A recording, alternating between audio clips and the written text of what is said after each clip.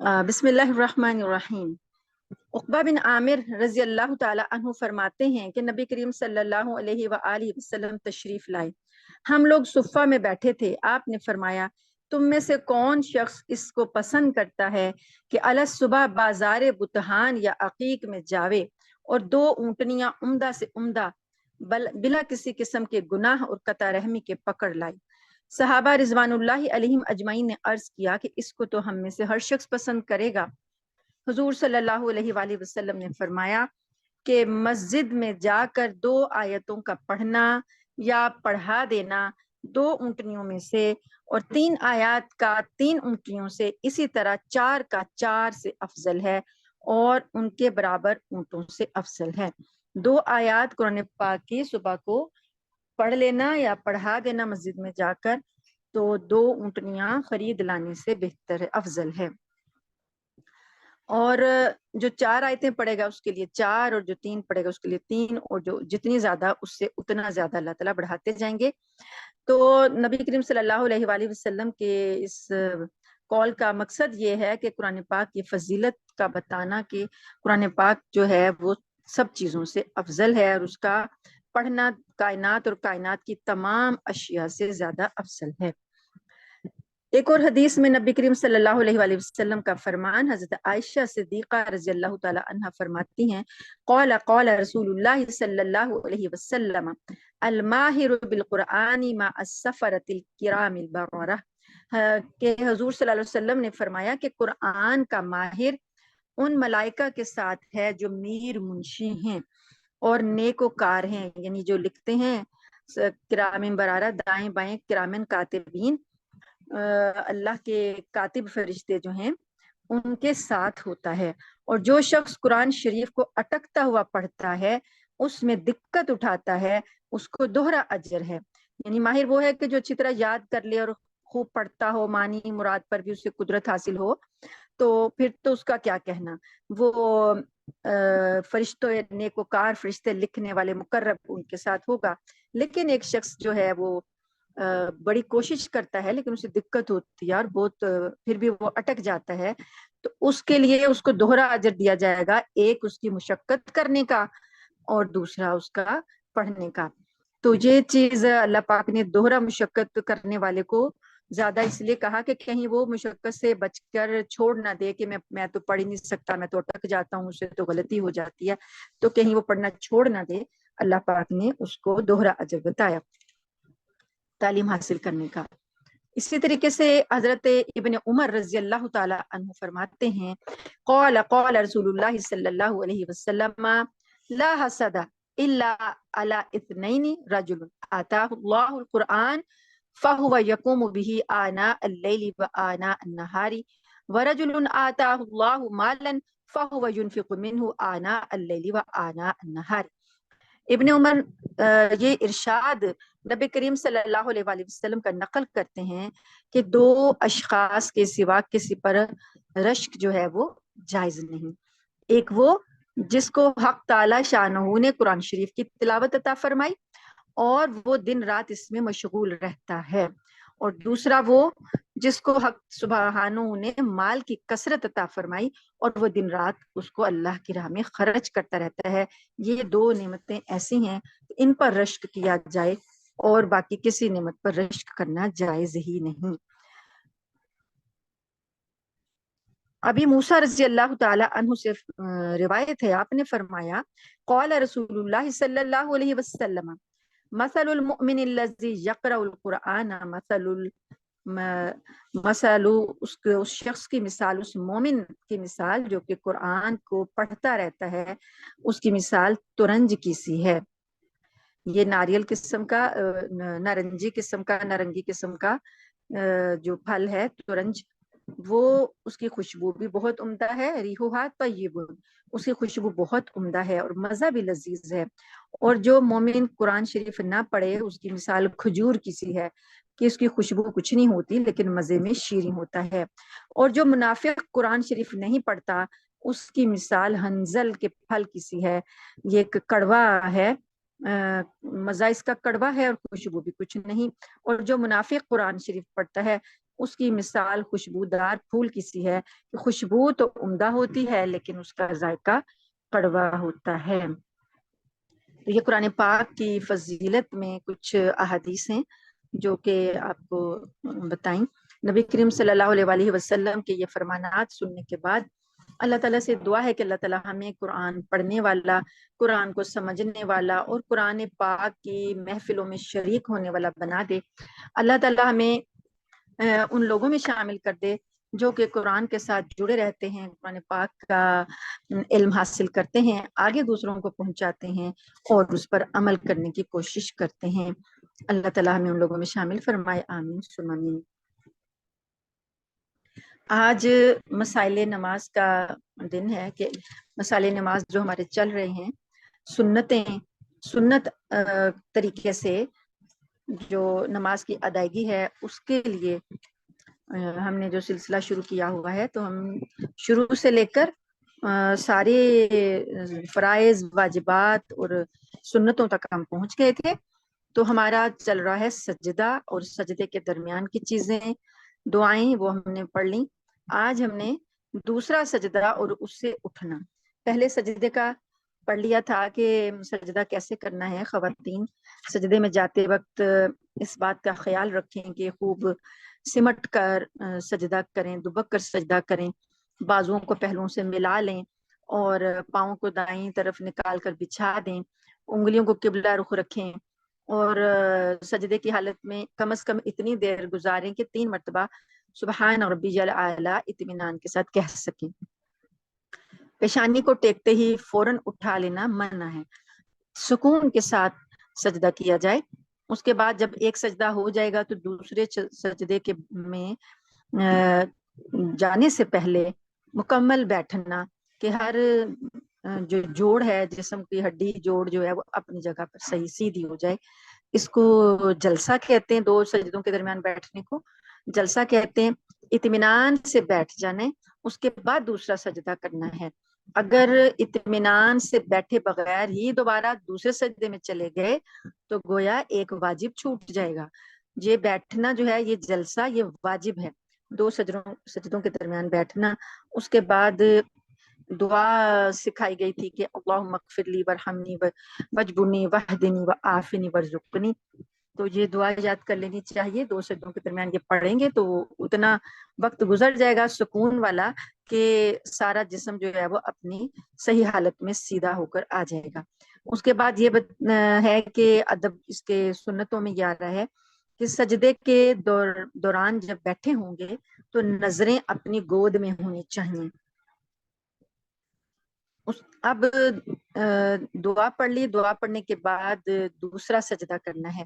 تو دوسرا سجدہ بھی ویسا ہی ہے جیسا کہ پہلے دونوں ہاتھ زمین پر رکھیں، پھر ناک، پھر پیشانی، اور سجدے کی وہی حالت ہوگی، خوب سمٹ کر دبک کر پیٹ رانوں سے ملا لیا جائے، بازو بھی پہلوؤں سے ملے ہوئے ہوں اور پاؤں جو ہیں وہ دائیں طرف نکال کر بچھا دیں اور جتنا ممکن ہو سکے انگلیوں کا رخ قبلہ کی طرف رکھیں۔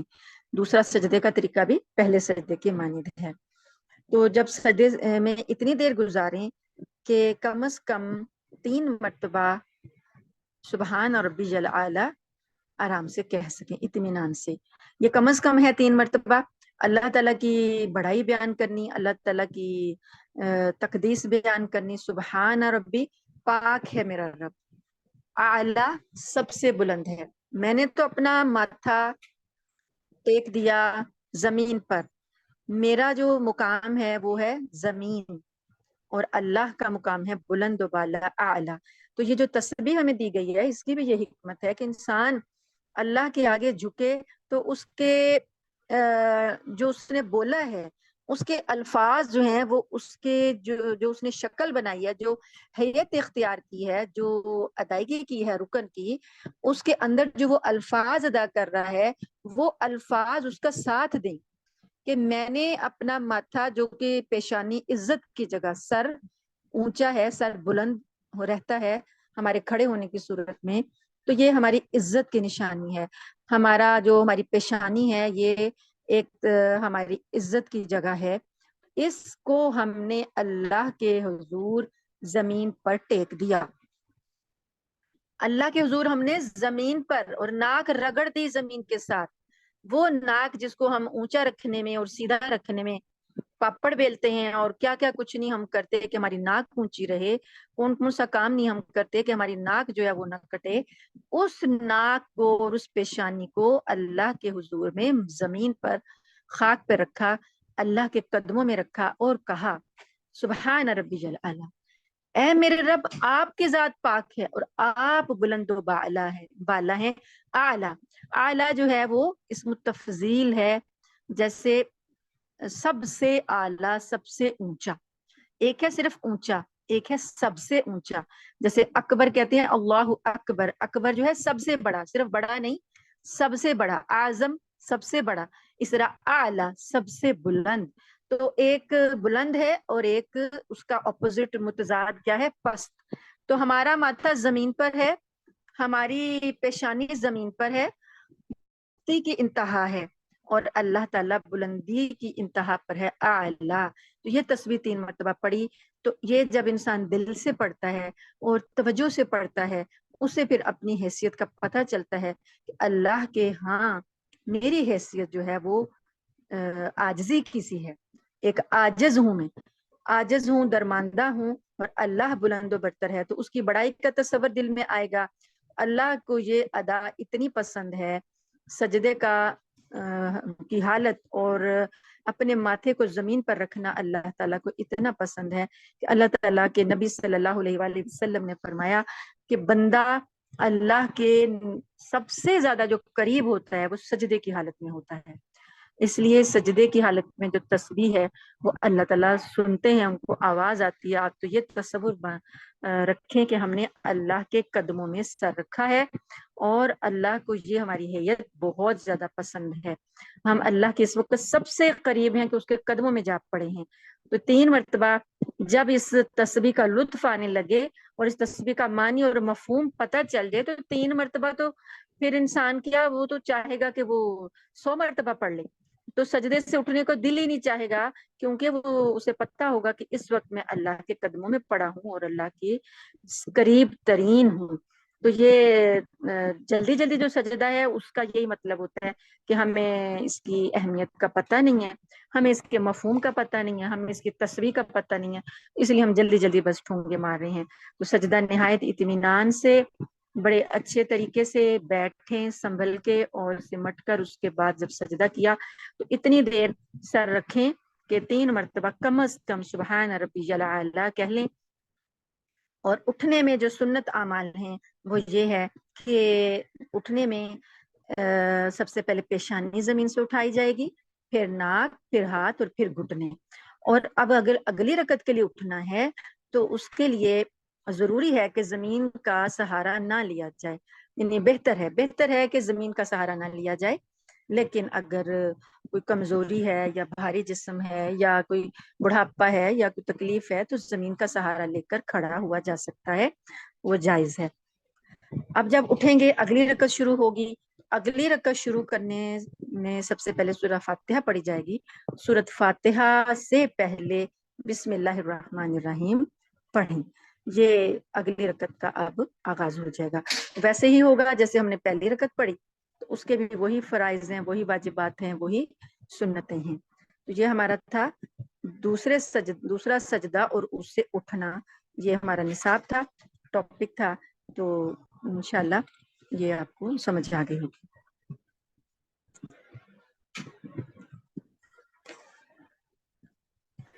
اب آتے ہیں ہم سورہ احزاب کی طرف. سورہ احزاب کی آیات ہماری 2 آیات ہیں جو اس پورے ہفتے میں چل رہی ہیں. ایک ہے 51 نمبر اور ایک ہے 52 نمبر.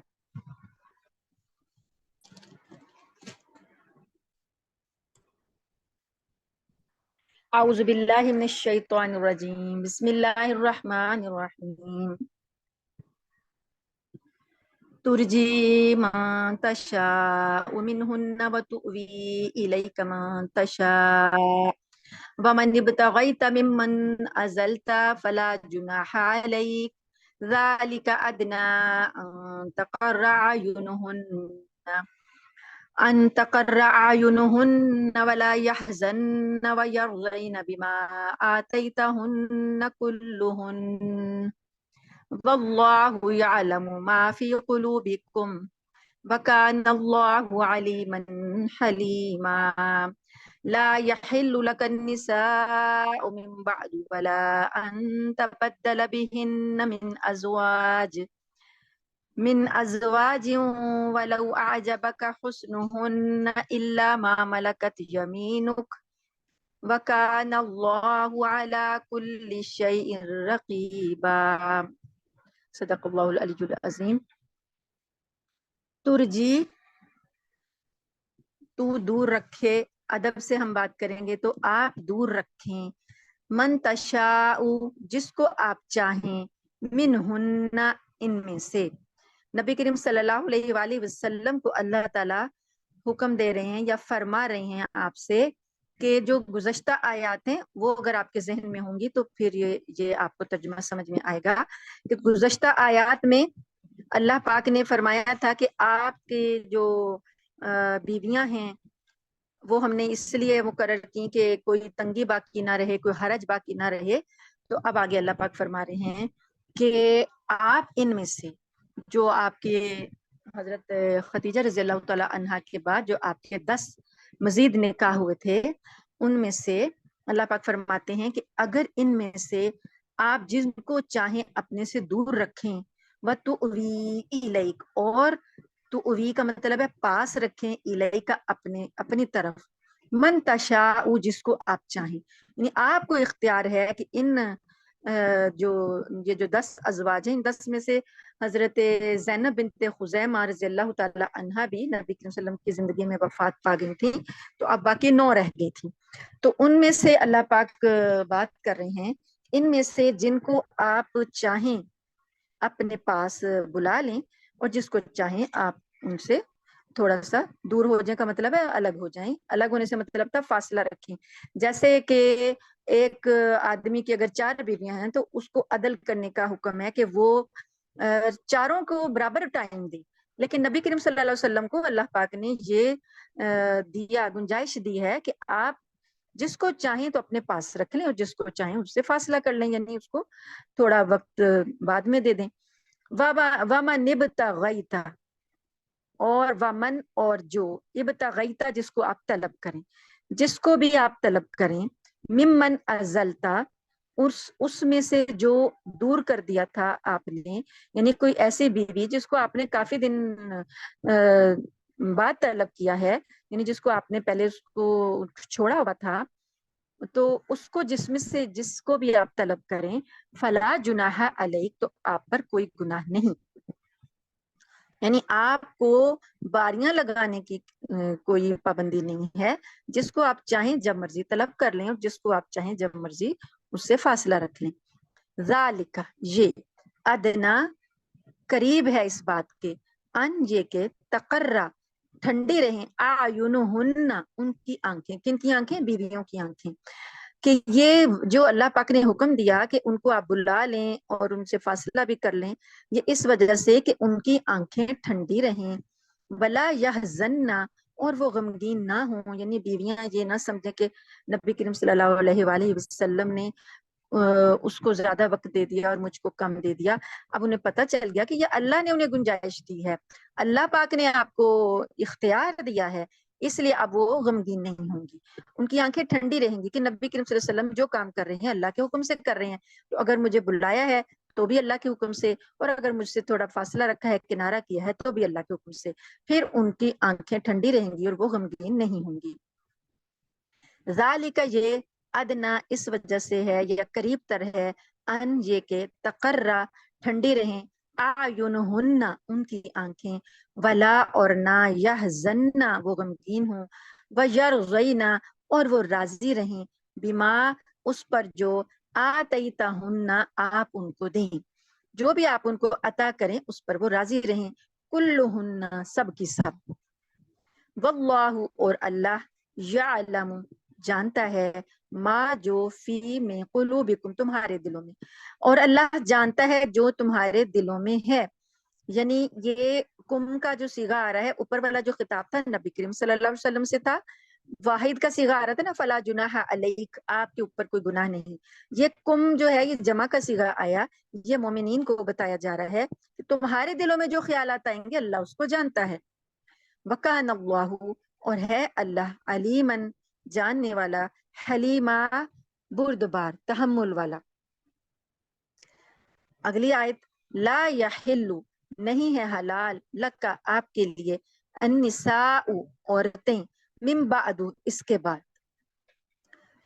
نبی کریم صلی اللہ علیہ وسلم کے لیے فرمان ہے لکا، لکا میں کاف کی جو ضمیر ہے واحد کی ہے، تو نبی کریم صلی اللہ علیہ وسلم سے فرمان ہے کہ اس کے بعد یہ جو عورتیں اس وقت آپ کے پاس ہیں، اس کے بعد اب آپ کے لیے کوئی اور عورت جائز نہیں ہے، مطلب کوئی اور نکاح جائز نہیں ہے. ولا، اور نہیں، اور نہ، ان، یہ کہ تبدلا، آپ بدل ڈالیں، بہن، ان کے ساتھ، من ازواج، جن کوئی بیویوں میں سے. یعنی ایک تو یہ کہ اب مزید اور نکاح جائز نہیں ہے، دوسرا یہ کہ ان بیویوں کو کسی بدلنے کے لیے کسی کو طلاق دے دے اور نئی بیوی لے آئیں، کسی کو کسی کے ساتھ تبدیل کر لیں، یہ بھی جائز نہیں ہے. ولا ان تبدل بہن، اور نہ یہ کہ آپ بدل ڈالیں ان کو، من ازواجن، کسی اور بیوی سے. ولو، اور اگرچہ، اعجبک، آپ کو بہت پسند ہو، اچھا لگے، حسنہن، ان کا حسن، یعنی کوئی اور حسین و جمیل عورت آپ کو اچھی لگے اور آپ ان بیویوں سے اس کو بدل لیں، ایک کو چھوڑ دیں طلاق دے کر، تعداد اتنی کریں، لیکن ہے کہ ایک کو طلاق دے کے نہیں لے آئیں تو یہ جائز نہیں ہوگا. اب اللہ پاک نے نبی کریم صلی اللہ علیہ وسلم کو مزید آگے منع کیا کہ نہ تو آپ کے لیے کوئی اور نکاح جائز ہے اور نہ کسی بیوی کو بدلنا جائز ہے.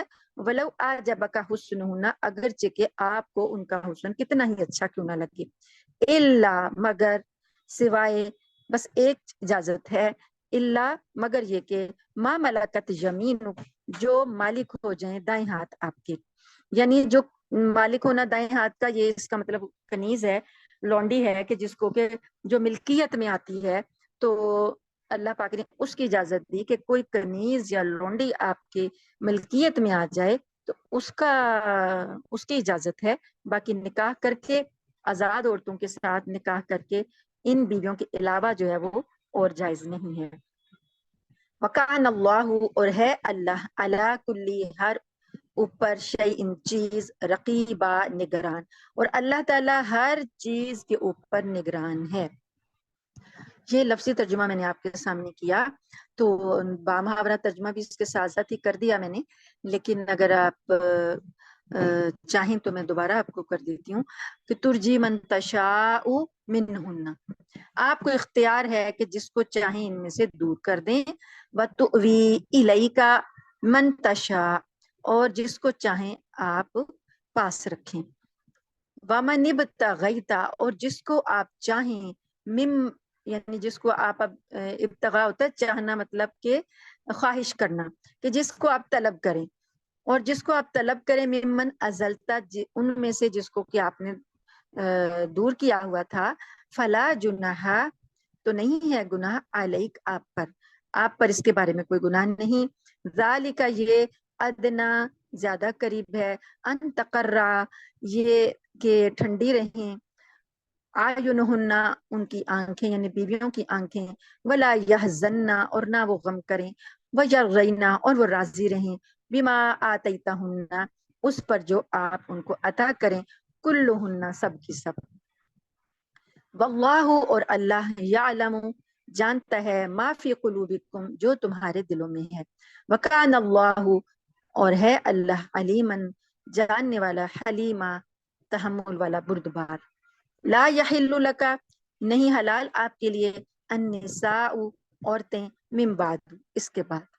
ولا، اور نہیں، ان تبدلا، یہ کہ آپ بدل ڈالیں، بہن، ان کے ساتھ، من ازواجن، کوئی اور بیویاں. ولو، اور اگرچہ، آجبہ کا، اچھا لگے آپ کو، حسنہن، ان کا حسن. الا، مگر، سوائے، ما ملکت، جو مالک ہوئے، یمینک، آپ کے دائیں ہاتھ، یعنی جو کنیزیں آپ کی ملکیت میں آ جائیں. وکان اللہ، اور ہے اللہ، علی کلی، ہر ایک، شیء، چیز پر، رقیبہ، نگران، نگہبان. تو یہ ترجمے کے کچھ الفاظ جو ہیں وہ کچھ نئے بھی ہیں، پیچھے جو ہم پڑھ کے آئے ہیں کچھ اس میں بھی ہیں، لیکن کچھ الفاظ نئے بھی ہیں. تو پورا ہفتہ جب آپ ان کو سنیں گے تو آپ کو آسانی سے یاد ہو جائیں گے. اب ان کی تو جو تشریح ہے، تفسیر ہے، وہ آپ پچھلا درس جو ہے، پچھلے ہفتے کا درس جو ہے وہ اپنے ذہن میں رکھیں گے تو آپ کو اس کا تعلق سمجھ میں آئے گا. نبی کریم صلی اللہ علیہ وآلہ وسلم کی ازواج مطہرات کے بارے میں جو ہمارا پچھلا لیسن تھا، اس میں اللہ پاک نے ڈیٹیل بتائی تھی کہ آپ نے جن 50 نمبر جو آیت تھی کہ یا ایھا النبی انا احللنا لک ازواجک اللاتی، والی آیت کہ اے نبی ہم نے آپ کے لیے جو بیویاں حلال کی ہیں، ان بیویوں میں آپ نے ان کی جو ڈیٹیل بتائی گئی تھی، ان کے اندر آ رہا تھا کہ جو کنیزیں آپ کی ملکیت میں آئیں، اور آپ کی چچا کی بیٹیاں اور آپ کی پھپھو کی بیٹیاں اور آپ کی خالہ کی بیٹیاں اور آپ کی ماموں کی بیٹیاں، ان میں سے جنہوں نے آپ کے ساتھ ہجرت کی ہو. یہ شرط لگائی گئی تھی کہ یہ رشتہ دار خواتین آپ پر ایمان تو لائی ہیں لیکن ساتھ میں آپ کے ہجرت بھی کی ہو، ان میں سے آپ نکاح کر سکتے ہیں. اور ایک ایسی عورت جو اپنا آپ کے لیے ہبہ کر دے، پیش کر دے، تو یہ اجازت خالص نبی کریم صلی اللہ علیہ وسلم کے لیے تھی اور مومنوں کے لیے نہیں تھی.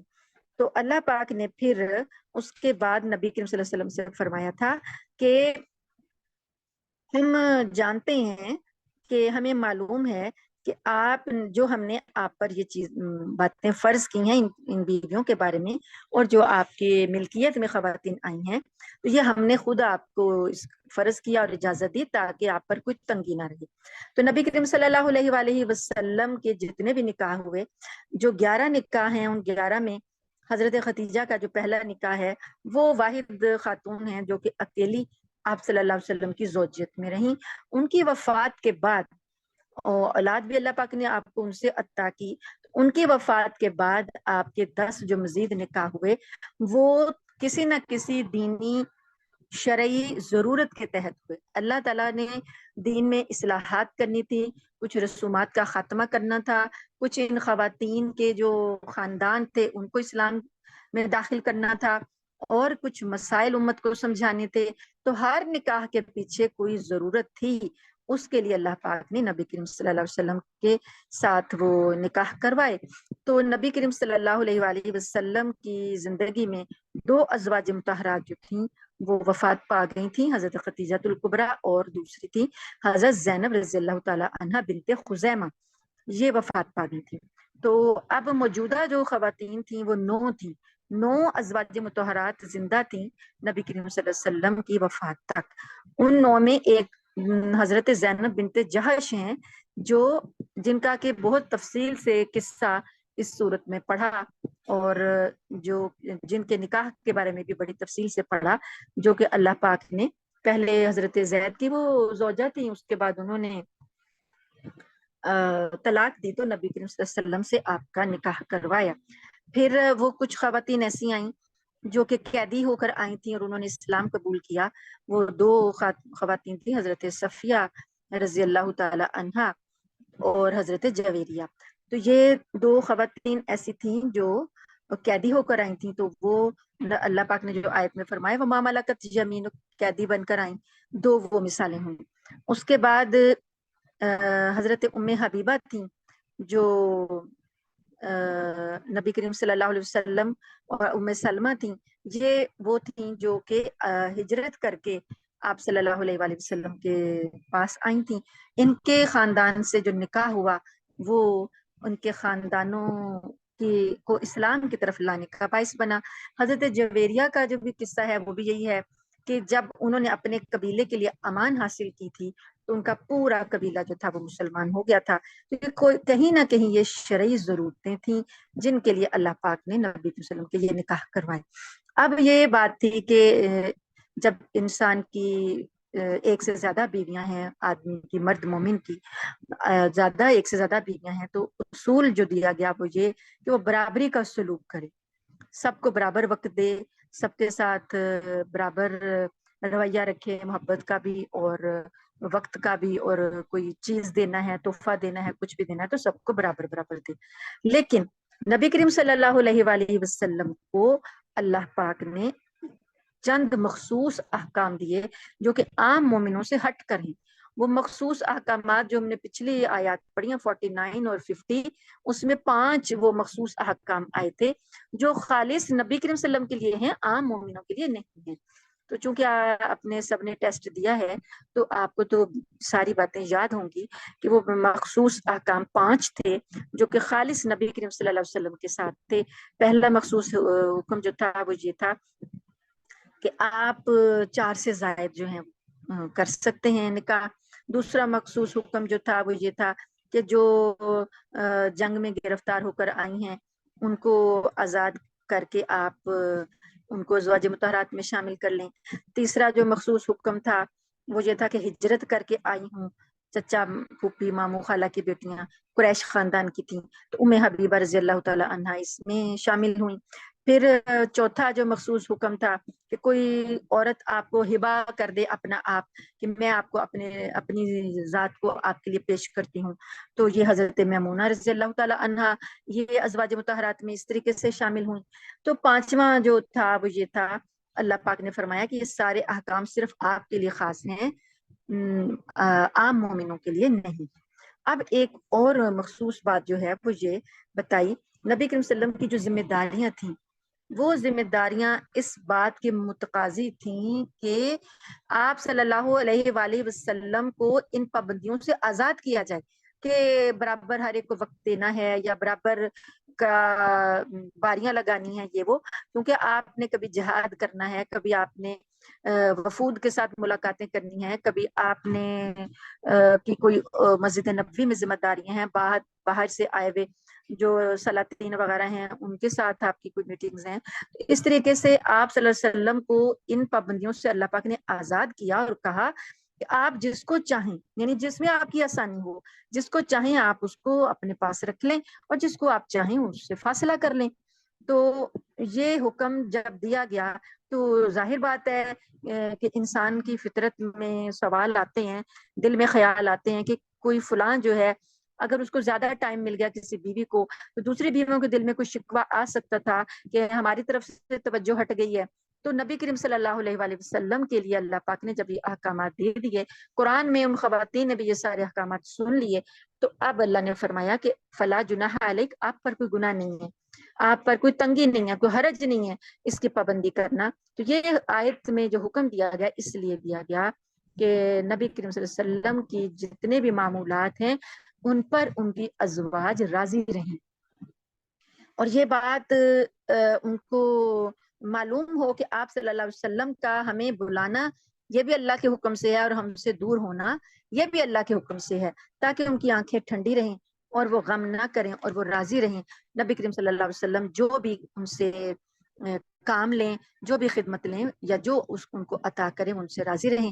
تو یہی ایک بات ہے، یہ نبی کریم صلی اللہ علیہ وسلم کے ساتھ ازواج مطہرات جو ہیں وہ آپ صلی اللہ علیہ وسلم کی دینی ضروریات سے شامل ہوئیں، تو انہوں نے بھی دین کی خدمت میں بہت زیادہ حصہ لیا، اور کافی احادیث جو ہیں نبی کریم صلی اللہ علیہ وسلم کی خانگی زندگی، آپ کی گھریلو زندگی کے بارے میں جو احادیث ہیں وہ ازواج مطہرات سے ہی ہم تک پہنچی۔ اکیلی ایک حضرت عائشہ صدیقہ رضی اللہ تعالی عنہا جو ہیں وہ اکیلی ایک زوجہ ہیں، ان سے 2210 احادیث مروی ہیں، ایک خاتون سے 2210 احادیث جو ہیں۔ اتنی بڑی خدمت علم کی، علم حدیث کی حضرت عائشہ صدیقہ رضی اللہ تعالی عنہا سے اللہ نے لی۔ تو حضرت عائشہ کے پاس اگر زیادہ وقت گزرا ہو نبی کریم صلی اللہ علیہ وسلم کا تو یہ کس کے لیے تھا؟ دین کے لیے تھا، دین کا علم پہنچانے کے لیے تھا کہ وہ زیادہ سے زیادہ یاد کریں۔ وہ ذہین تھیں زیادہ اور کم عمر تھیں تو وہ حافظہ بھی بڑا اچھا تھا، تو وہ زیادہ سے زیادہ علم جو تھا وہ حاصل کرتی تھی اور شوق بھی تھا ان کو علم کا۔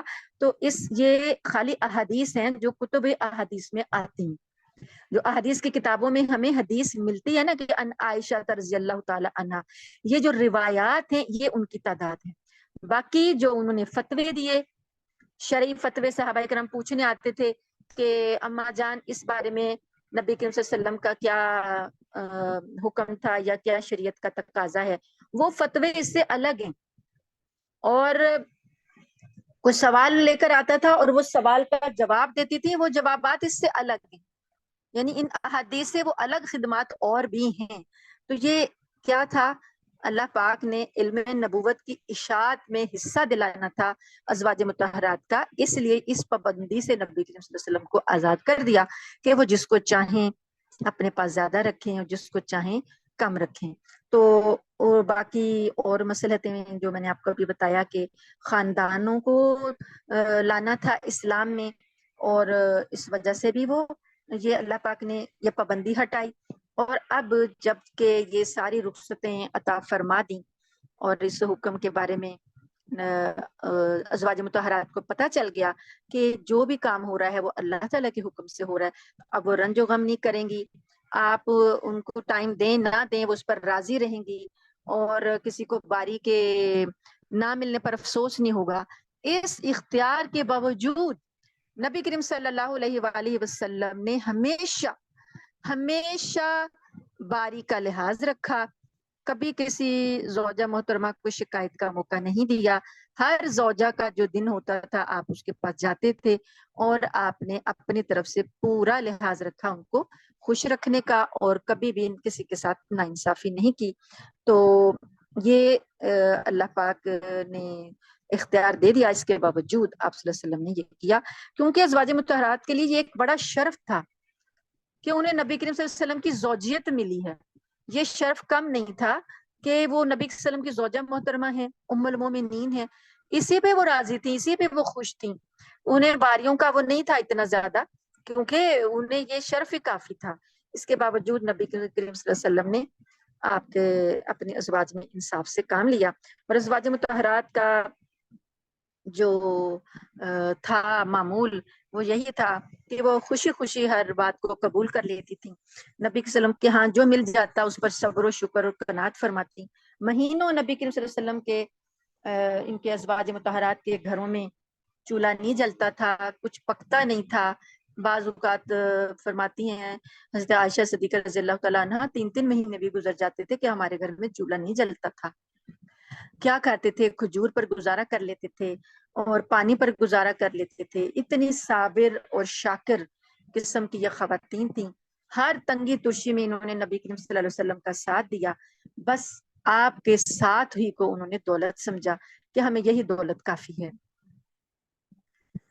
رضی اللہ تعالی عنہن. اب یہ احکام مخصوص سن کر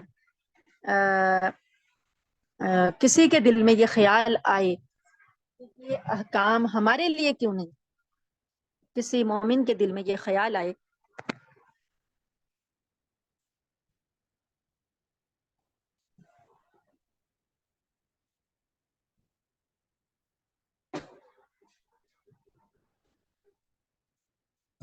اللہ تعالیٰ نے اس بارے میں کہ کوئی یہ سمجھے کہ یہ حکم جو ہیں ہمارے لیے نہیں ہے، تو اللہ پاک نے یہ جو آیت کا ٹکڑا ہے واللہ یعلم ما فی قلوبکم، آیت 51 کا جو لاسٹ والا ٹکڑا ہے، اللہ جانتا ہے جو تمہارے دلوں میں ہے. تو یہ چیز کسی کے دل میں کوئی برا خیال نہ آ جائے، تو اللہ پاک نے یہاں بھی قید لگا دی کہ اس بارے میں تمہارے دلوں میں کوئی برا خیال نہ آئے. اللہ جانتا ہے جو کچھ تمہارے دلوں میں ہے. تو مومن جو ہیں اول تو نبی کریم صلی اللہ علیہ وآلہ وسلم کے بارے میں کبھی ایسا سوچ نہیں سکتے، لیکن پھر بھی اللہ پاک نے یہ قید لگا دی کہ اللہ تمہارے دلوں کے اٹھنے والے خیالات سے واقف ہے. تو اللہ تعالیٰ ہی کے حکم سے یہ سارے کام ہو رہے ہیں.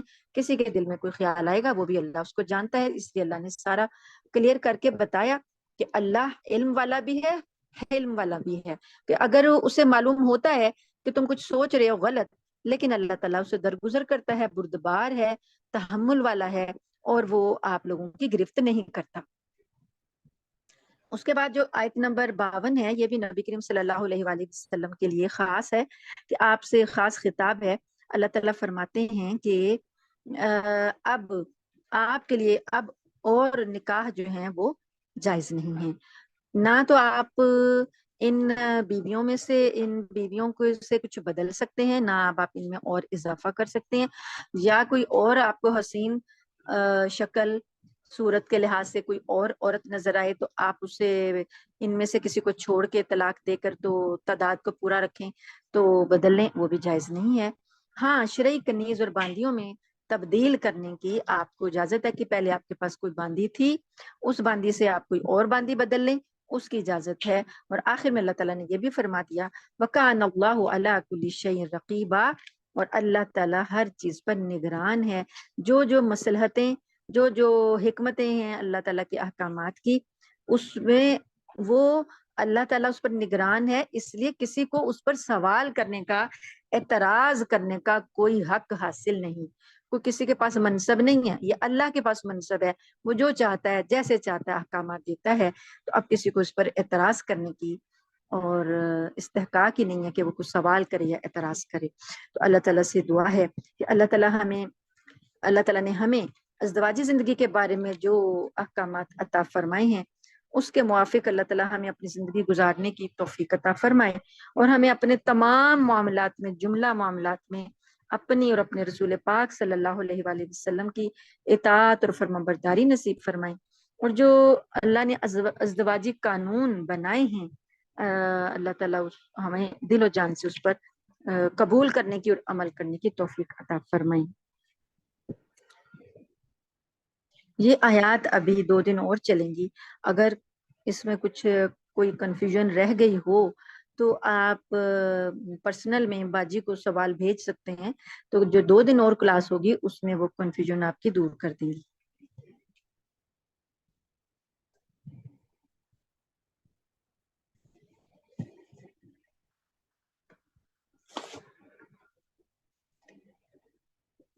ہمارا جو سلسلہ ہے سیرت طیبہ کا، اس کے حوالے سے جو ربیع الاول کا مہینہ چل رہا ہے، تو نبی کریم صلی اللہ علیہ وسلم کی سیرت کے مضامین جو ہیں جگہ جگہ بیان کیے جا رہے ہیں اس مہینے کے حوالے سے۔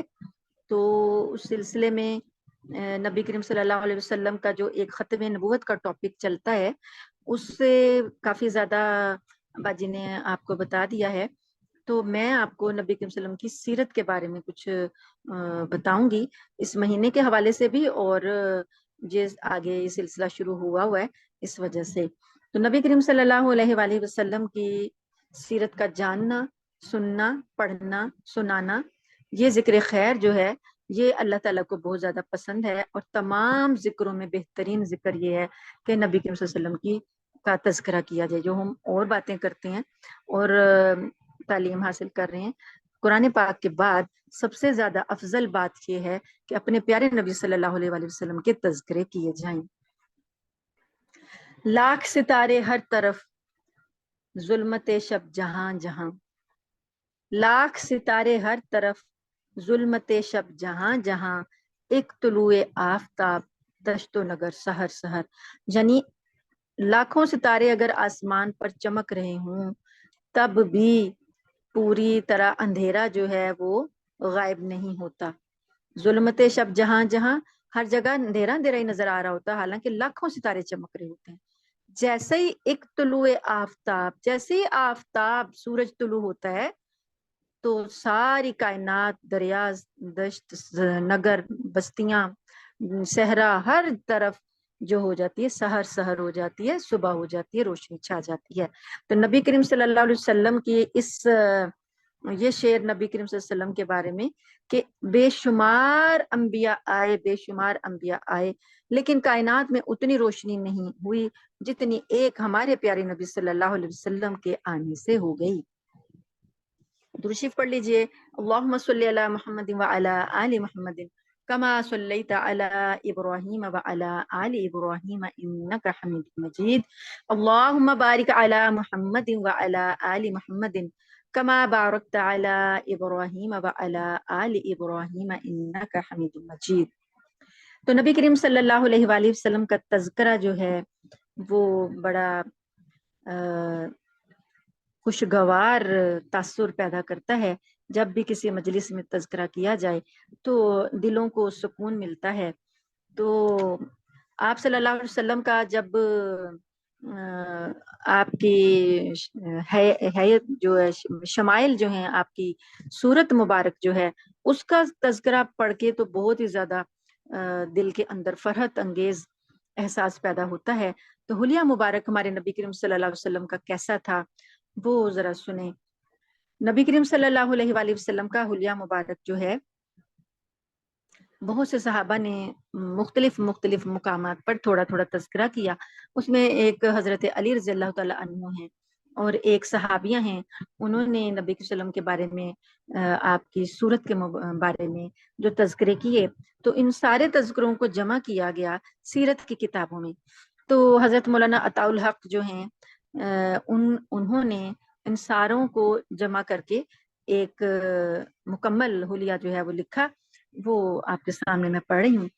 حسن مجسم، بدر مفہم، روح دو عالم، عدل مکرم، نبی معظم، رسول محتشم صلی اللہ علیہ وآلہ وسلم کا قد مبارک درمیانہ تھا، لیکن محفل مبارک میں آپ صلی اللہ علیہ وآلہ وسلم سب سے بلند دکھائی دیتے تھے۔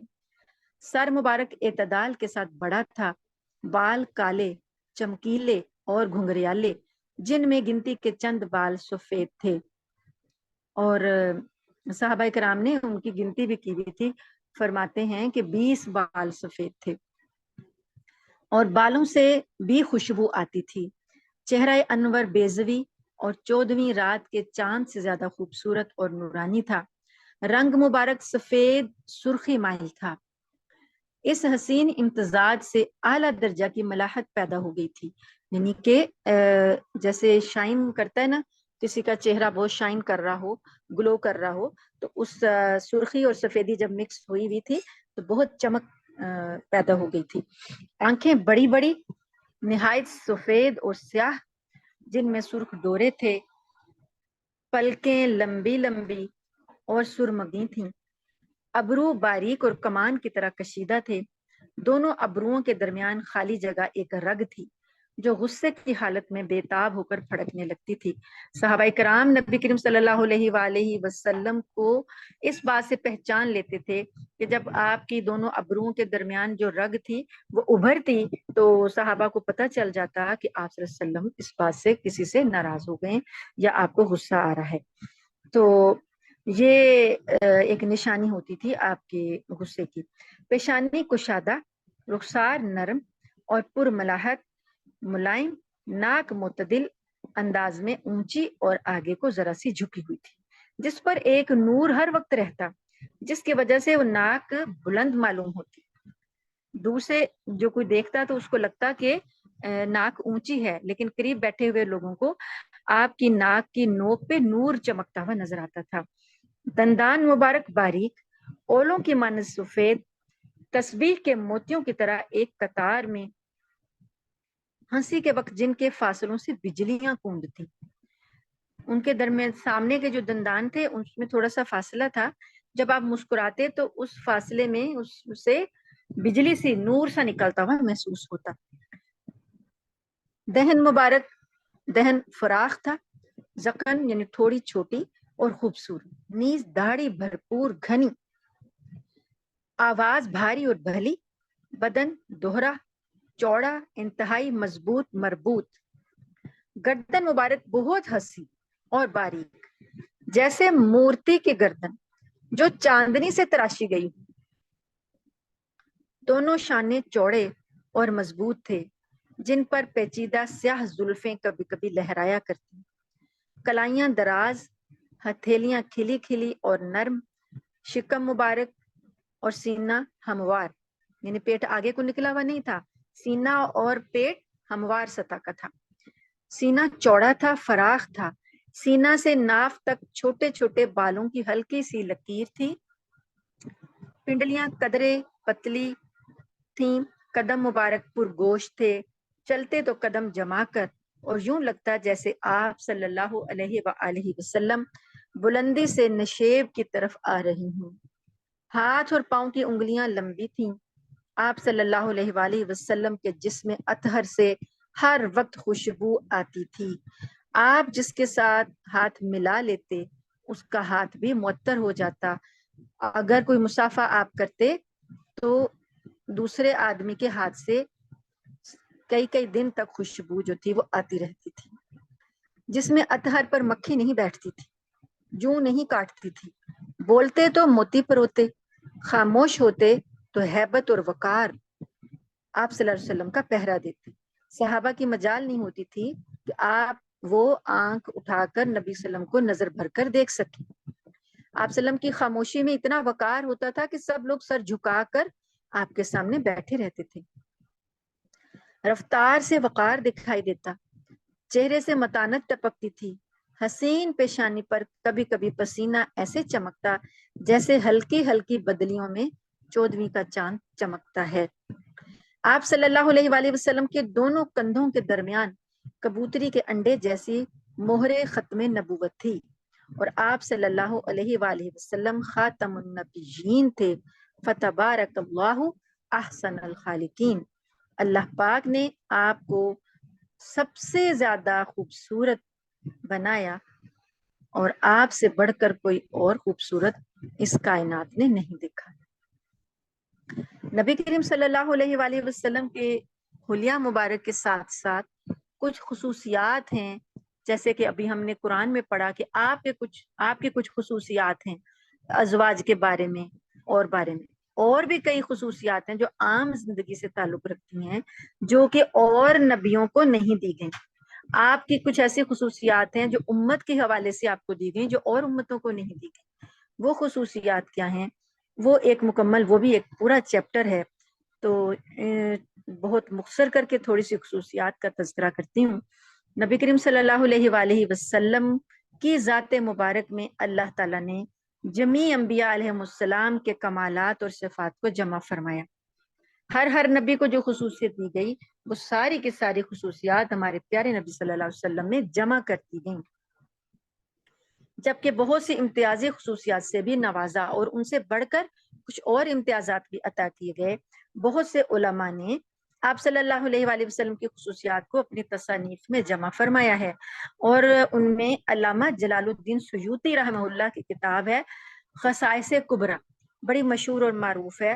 وہ اسی بات پر لکھی گئی ہے کہ آپ صلی اللہ علیہ وسلم کی کیا کیا خصائص ہیں، بڑی بڑی جو خصوصیات ہیں آپ نے اس کتاب میں جمع کر دی علامہ جلال الدین سیوطی نے۔ ان میں جو چند مشہور اور معروف ہیں جو کہ عام لوگوں میں بہت مقبول ہو گئی وہ یہ ہیں۔ آپ صلی اللہ علیہ وآلہ وسلم تاریکی میں بھی اس طرح دیکھتے تھے جس طرح لوگ روشنی میں دیکھتے ہیں، یعنی آپ اندھیرے میں اور روشنی میں کوئی آپ کے لیے فرق نہیں تھا۔ ہم تو نہیں دیکھ پاتے نا، لیکن نبی کریم صلی اللہ علیہ وسلم کو اللہ نے یہ خصوصیت دی تھی کہ آپ اندھیرے میں بھی دیکھ سکتے تھے۔ آپ صلی اللہ علیہ وسلم جس طرح سامنے دیکھتے تھے اسی طرح پشت مبارک کی طرف بھی دیکھتے تھے، یعنی آپ کی آنکھیں پچھلی سائڈ بھی دیکھ سکتی تھیں۔ آپ کا ارشاد ہے بے شک میں آگے اور پیچھے دونوں جانب دیکھتا ہوں۔ آپ کا یہ بات مجھے کہ آپ پچھلی طرف دیکھ سکتے تھے، یہ بات مجھے سمجھ نہیں آئی تھی، کہ یعنی مجھے پہلے معلوم نہیں تھی، لیکن جب وہ واقعہ پڑا تھا جب نبی کریم صلی اللہ علیہ وآلہ وسلم جی اچھا نبی کریم صلی اللہ علیہ وآلہ وسلم حضرت ابوبکر صدیق نماز پڑھا رہے تھے آپ کی مرض وفات میں، تو ابوبکر صدیق امامت کروا رہے تھے، تو نبی کریم صلی اللہ علیہ وآلہ وسلم جب تشریف لائے تو ابوبکر صدیق نے آہٹ محسوس کی تو پیچھے ہٹنے لگے، تو آپ صلی اللہ علیہ وآلہ وسلم نے کہا کہ نہیں آپ آگے رہیں۔ تو اس میں آپ صلی اللہ علیہ وآلہ وسلم کو صفوں کا بھی اندازہ ہوا، اور آپ دیکھ رہے تھے کہ کون جو ہے کیسے ہے، تو یہ تب مجھے سمجھ آیا کہ واقعی نبی کریم صلی اللہ علیہ وسلم کو میں سوچی تھی کیسے پتہ چلا، لیکن جب یہ میں نے پڑھا کہ آپ صلی اللہ علیہ وسلم آگے اور پیچھے دونوں جانب دیکھ سکتے تھے تو پھر بات کی سمجھ آئی۔ آپ صلی اللہ علیہ وآلہ وسلم کا لعاب دہن ایسا میٹھا تھا کہ کنویں کے کھاری پانی کو خوشبودار اور میٹھا کر دیتا تھا۔ آپ کے جسم اطہر سے ایسی خوشبو آتی تھی کہ جس راستے سے گزرتے وہ راستہ مہک جاتا، یہ آپ کی خصوصیت ہے، اور آپ کو تلاش کرنے والا آپ کی خوشبو کو سونگتے سونگتے آپ کو پا لیتا تھا۔ آپ صلی اللہ علیہ وآلہ وسلم پر اگر کسی نے اعتراض کیا تو خود اللہ رب العزت نے اس کے جواب دیے۔ نیند کی حالت میں بھی آپ صلی اللہ علیہ وسلم کا دل مبارک بیدار رہتا تھا۔ آپ کو زیارت الہی کا شرف حاصل ہوا، جنت اور جہنم آپ کو دکھائی گئی، آپ صلی اللہ علیہ وسلم کی امت کے لیے تیمم شروع ہوا. آپ کی امت کی نماز میں صفیں فرشتوں کی صفوں کی طرح بنائی گئیں. آپ صلی اللہ علیہ وسلم کی امت کے لیے غنیمت حلال کر دی گئی. پوری زمین کو سجدے کے لیے پاک کر دیا گیا. آپ صلی اللہ علیہ وآلہ وسلم کو کل مخلوقات کے لیے خاتم الانبیاء بنایا گیا. سارے انسانوں کے لیے تو ہیں ہی، تمام مخلوقات کے لیے بھی آپ خاتم النبیین ہیں. آپ کو جامع کلمات عطا کیے گئے. آپ صلی اللہ علیہ وسلم کو ایک خاص رعب عطا فرمایا گیا. آپ صلی اللہ علیہ وسلم کے مبارک نام کو اللہ کے نام کے ساتھ عرش عظیم پر لکھا گیا. چاروں عالم میں آپ صلی اللہ علیہ وسلم کا تذکرہ کیا گیا. عالم ارواح میں انبیاء سے آپ صلی اللہ علیہ وسلم کے بارے میں عہد لیا گیا. قرآن پاک میں کہیں بھی آپ صلی اللہ علیہ وسلم کا نام لے کر آپ کو مخاطب نہیں کیا گیا، بلکہ آپ کو خوبصورت القابات سے نوازا گیا. معراج میں آپ صلی اللہ علیہ وسلم کو جمیع انبیاء کی امامت کا شرف عطا ہوا. آپ کے ہر فعل اور قول کو اللہ پاک نے حدیث کی سنت کی صورت میں محفوظ رکھا. آپ کو 2 قبلوں کا شرف حاصل ہوا. بروز قیامت 1000 فرشتے آپ صلی اللہ علیہ وسلم کی خدمت پر مامور ہوں گے. سب سے پہلے آپ صلی اللہ علیہ وآلہ وسلم جنت کا دروازہ بجائیں گے اور آپ ہی اس میں داخل ہوں گے. آپ صلی اللہ علیہ وآلہ وسلم سے سب سے پہلے آپ شفاعت فرمائیں گے. آپ صلی اللہ علیہ وآلہ وسلم کو حوض کوثر عطا کیا گیا. بروز محشر آپ مقام محمود پر فائز ہوں گے. وفات کے بعد بھی آپ پر امت کے اعمال اور احوال پیش کیے جاتے ہیں. میدان محشر میں آپ صلی اللہ علیہ وسلم براق پر تشریف لائیں گے اور اللہ کی حمد کا جھنڈا آپ کے ہاتھ میں ہوگا. اولین آخرین اسی کے نیچے ہوں گے اور آپ صلی اللہ علیہ وسلم کو قیامت کے روز سبز لباس پہنایا جائے گا. سب انبیاء کو کتابیں دی گئیں جبکہ اللہ نے آپ کو اپنا کلام عطا فرمایا. سب نبیوں کو ایک منصب نبوت ملا جبکہ آپ صلی اللہ علیہ وسلم کو 2 منصب نبوت کے ساتھ ساتھ منصب ختم نبوت دے کر ختم النبیین بنایا گیا صلی اللہ علیہ وآلہ وسلم. یہ نبی کریم صلی اللہ علیہ وسلم کی خصوصیات ہیں جو کہ اللہ پاک نے آپ کو دی اور تمام انبیاء کا سردار بنایا. تو اللہ تعالیٰ سے دعا ہے کہ اللہ تعالیٰ ہمارا نبی کریم صلی اللہ علیہ وسلم کا تذکرہ کرنا قبول فرمائے اور آپ کے تذکرے سے ہمارے دلوں کو راحت اور عمل میں سنتوں کو جاری فرما دیں. آمین ثم آمین. وآخر دعوانا ان الحمد للہ رب العالمین. دعا کا وقت ہو رہا ہے. اللہم لک الحمد کلو ولک الشکر کلو وإلیک یرجع الامر کلو علانیتہ وسر اہل انت ان تعبد اہل انت ان تحمد لا الہ الا انت سبحانک انا کنا من الظالمین. یا رب لک الحمد کما ینبغی لجلال وجہک وعظیم سلطانک. سبحان اللہ وبحمدہ عدد خلقہ ورضا نفسہ وزنۃ عرشہ ومداد کلماتہ. اللہم صلی علی محمد وعلی آل محمد کما صلیت علی ابراہیم وعلی آل ابراہیم انک حمید مجید. اللہم بارک علی محمد وعلی آل محمد کما بارکت علی ابراہیم وعلی آل ابراہیم انک حمید مجید. ربنا ظلمنا انفسنا وان لم تغفر لنا وترحمنا لنكونن من الخاسرين. ربنا فاغفر لنا ذنوبنا وكفر عنا سيئاتنا وتوفنا مع الابرار. لا الہ الا اللہ الحلیم الکریم. سبحان اللہ رب العرش العظیم. الحمد للہ رب العالمین. اسألک موجبات رحمتک وعزائم مغفرتک والغنیمۃ من کل بر والسلامۃ من کل اثم. لا تدع لی ذنبا الا غفرتہ ولا ہما الا فرجتہ ولا دینا الا قضیتہ ولا مریضا الا شافیتہ ولا حاجة هي لك رضا الا قضيتها یا ارحم الراحمین یا اکرم الاکرمین یا اجود الاجودین. یا رب کریم یا رب رحیم ہماری غلطیوں اور کوتاہیوں کو معاف فرما دے. یا اللہ ہمارے تمام گناہوں کو معاف فرما دے. وہ گناہ چھوٹے ہیں یا بڑے ہیں، ظاہراً کیے گئے ہیں یا چھپ کر کیے گئے ہیں، مولا کریم جان بوجھ کر کیے گئے یا انجانے میں ہم سے ہو گئے مولا، ہم سب گناہ، ہمارے سارے گناہوں کو معاف فرما دے۔ یا اللہ ہم گناہوں کی گٹھری لے کر آ گئے، آپ اس پر معافی کا قلم پھیر دیجئے۔ ہم آپ سے توبہ کرتے ہیں، آپ سے معافی مانگتے ہیں، یا اللہ ہمیں معاف فرما دے۔ یا اللہ ہم دن رات خطائیں کرتے ہیں، گناہ کرتے ہیں، ہماری گناہوں کی عادت چھڑوا دے۔ یا اللہ ہمارا ہاتھ پکڑ کر ہمیں نیکی کے راستے پر لے آئیں۔ یا اللہ ہمیں اور ہمارے بچوں کو، ہماری اولادوں کو، ہماری نسلوں کو نیکی کے راستے پر ڈال دیں۔ یا اللہ ہاتھ پکڑ کر ہم سے نیکی کروا لیں۔ شیطان لعین ہمارے پیچھے ہے۔ یا رب کریم نفس کی خواہشات جو ہیں وہ ہم سے گناہ کرواتی ہیں، مولا کریم ہمیں نفس کے شر سے، شیطان کے شر سے، بروں کی برائی کے شر سے محفوظ فرما لے، اپنی پناہ خاص میں لے لے۔ مولا جو بیمار ہیں انہیں شفائے کاملہ عاجلہ دائمہ مستمرہ عطا فرما دے۔ یا رب کریم جو بھی بیمار ہیں اس مجلس میں یا اس مجلس کے باہر، یا اللہ ہمارے رشتہ داروں میں، ہمسایوں میں، ہسپتالوں میں جنہوں نے دعا کے لیے کہا، بیماری کی شفا کے لیے دعا کے لیے کہا، اللہ سب کے لیے شفائے کاملہ عاجلہ دائمہ مستمرہ عافیت والے معاملے فرما دے، عافیت کے ساتھ عطا فرما دے۔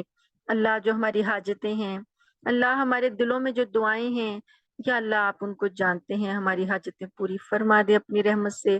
جو جو بھی اس مجلس میں اپنی حاجت لے کر بیٹھا ہے، اللہ اپنی رحمت سے اسے پورا کر دیں، مشکلوں کو آسان کر دیں، تنگیوں کو دور کر دیں۔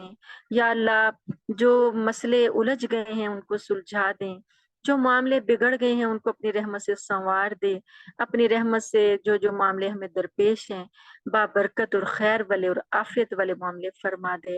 ہمارے دین کی بھی حفاظت فرما، ایمان کی بھی حفاظت فرما، اور ہماری آخرت کی بھی یا رب کریم حفاظت فرما۔ اللہ اس زندگی میں بھی ہمیں ایمان پر ثابت قدم رکھنا، اور مرتے وقت، موت کے وقت بھی ہمارا ایمان جو ہے یا اللہ اس کو سلامت رکھنا، ہمارا خاتمہ ایمان پر فرمانا۔ اللہم بارک لنا فی الموت وفی ما بعد الموت، اللہم بارک لنا فی الموت وفی ما بعد الموت۔ یا رب کریم مرتے وقت ہماری زبان سے کلمہ طیبہ جاری کر دینا۔ یا اللہ موت کے بعد یا رب کریم بعد کے معاملے آسان فرمانا، قبر میں یا اللہ منکر نکیر کا معاملہ آسان فرمانا، قبر کے عذاب سے بچا لینا، محفوظ رکھنا، اس کلاس کو ہمارے لیے صدقہ جاریہ اور ذریعہ نجات بنا دینا۔ یا رب کریم اس کلاس کو ہمارے لیے نبی کریم صلی اللہ علیہ وآلہ وسلم کی شفاعت کا ذریعہ بنا دینا۔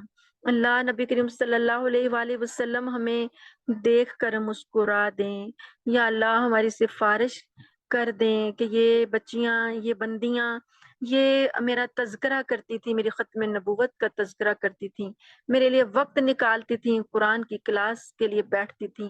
اللہ اس کلاس کو ہمارے لیے صدقہ جاریہ اور ذریعہ نجات بنا دے، ہمیں، ہمارے بچوں کو، آنے والی نسلوں کو یا اللہ اپنی حفاظت میں لے لے، پاکستان کو، اہل پاکستان کو اپنی حفاظت میں لے لے، پاکستان کے لیے خیر و عافیت کے معاملے فرما دے، امت مسلمہ پر رحم فرما دے۔ اللہم ارحم امت محمد صلی اللہ علیہ وسلم، اللہم اغفر امت محمد صلی اللہ علیہ وسلم، اللہم فرج عن امت محمد صلی اللہ علیہ وآلہ وسلم۔ یا اللہ امت مسلمہ سے وہ کام لے جو تو نے اس کو دیا ہے، یا رب کریم امت مسلمہ کو بیدار کر دے، ہمیں کوئی عمر ثانی لیڈر عطا فرما دے۔ یا اللہ پاکستان جو مسائل ہیں پاکستانیوں کے، یا اللہ مہنگائی سے، بے حیائی سے نجات عطا فرما دے۔ یا اللہ جتنے بھی یہاں پر لوگ آئے وہ پاکستان کے خیر خواہ نہیں تھے، مولا کریم ہمیں کوئی پاکستان کا خیر خواہ بندہ حکمران عطا فرما دے، ہمارے حال پر رحم کر دے، ہمارے اعمال کی طرف نہ دیکھ تو اپنی رحمت کی طرف دیکھ۔ مولا کریم لوگ بہت پریشان ہیں، سب کی پریشانیاں دور فرما دے اپنی رحمت سے، اپنے خاص فضل و کرم سے ہماری دعاؤں کو قبول فرما لے۔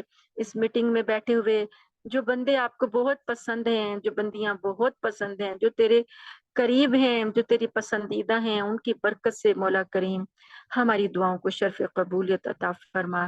ربنا تقبل منا انک انت السمیع العلیم وتب علینا انک انت التواب الرحیم، وصلی اللہ تعالی علی خیر خلقہ وصحابہ اجمعین برحمتک یا ارحم الراحمین۔ سبحان ربک رب العزۃ عما یصفون، وسلام علی المرسلین والحمد للہ رب العالمین. آمین ثم آمین. جزاکم اللہ خیر. السلام علیکم.